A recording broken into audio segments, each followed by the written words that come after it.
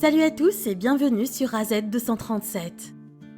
Plusieurs personnes pensent qu'avoir des secrets préserve leur entourage d'une possible souffrance émotionnelle et les met à l'abri d'une certaine vulnérabilité.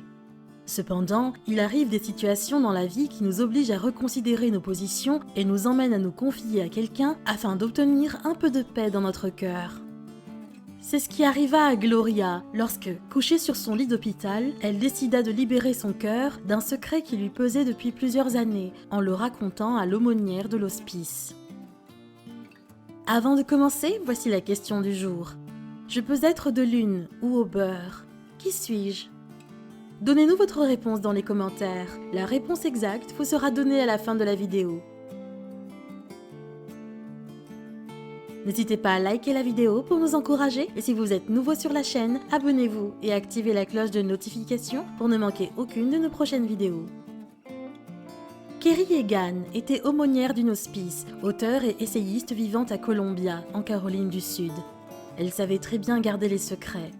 En tant qu'aumônière, elle était une oreille attentive pour de nombreux patients mourants. La plupart des patients qui partageaient leurs secrets avec Egan voulaient qu'ils restent secrets. Mais un jour, une patiente appelée Gloria insista pour que son secret à elle soit dévoilé. Elle pensait que si elle pouvait juste le partager avec certaines personnes, peut-être qu'elle pourrait apprendre d'elle. Peut-être qu'elle n'aurait pas à être dans la même situation qu'elle, raconta Egan. Gloria était une patiente gaie et aimée d'Egan, mais au cours d'une conversation avec elle, son ton devint sérieux.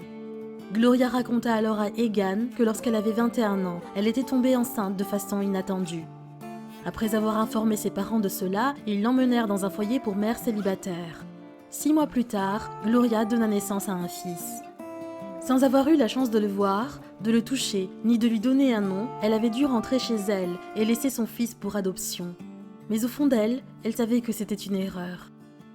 Le lendemain, je me suis réveillée et je savais avec chaque once de mon corps que j'avais fait cette horrible erreur, que je devais récupérer mon bébé. M'a raconté Gloria, confia Kerry Egan.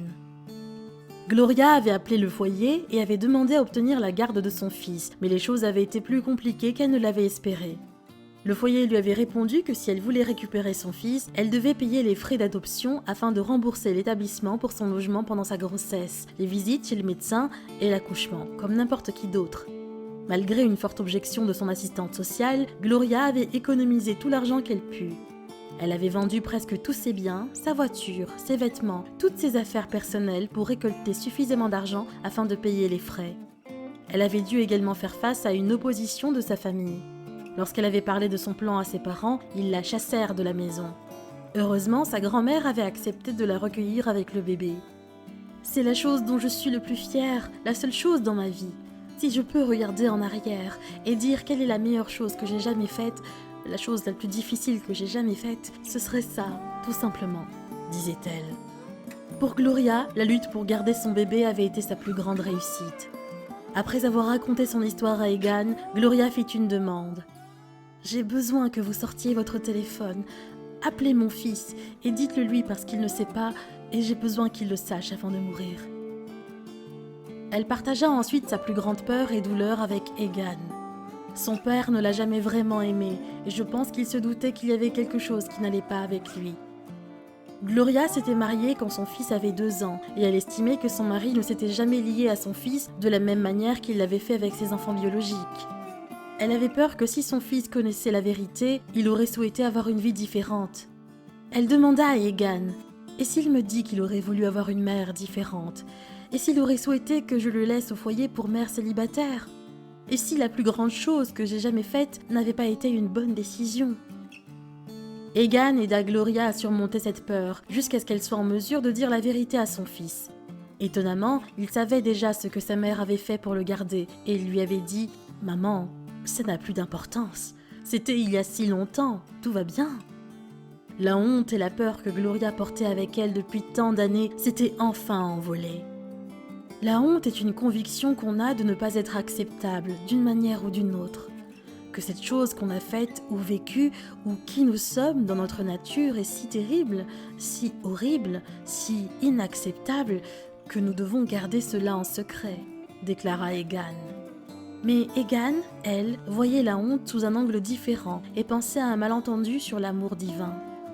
La croyance que la honte est réelle et légitime signifie que vous croyez que vous êtes en quelque sorte non aimable.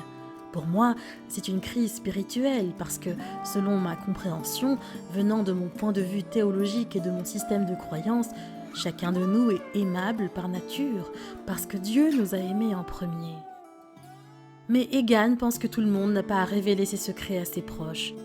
Certains n'ont peut-être personne avec qui les partager, mis à part avec l'aumônier, et c'est tout aussi efficace. Quelle est votre opinion au sujet de cette histoire? Dites-le nous dans les commentaires. Et maintenant, la réponse à la question du jour. Un croissant. Bravo à tous ceux qui ont trouvé la bonne réponse. Nous voici arrivés au terme de cette vidéo. Merci de l'avoir regardée jusqu'à la fin. Surtout, n'oubliez pas de la liker et de la partager avec vos amis. À très bientôt sur AZ237.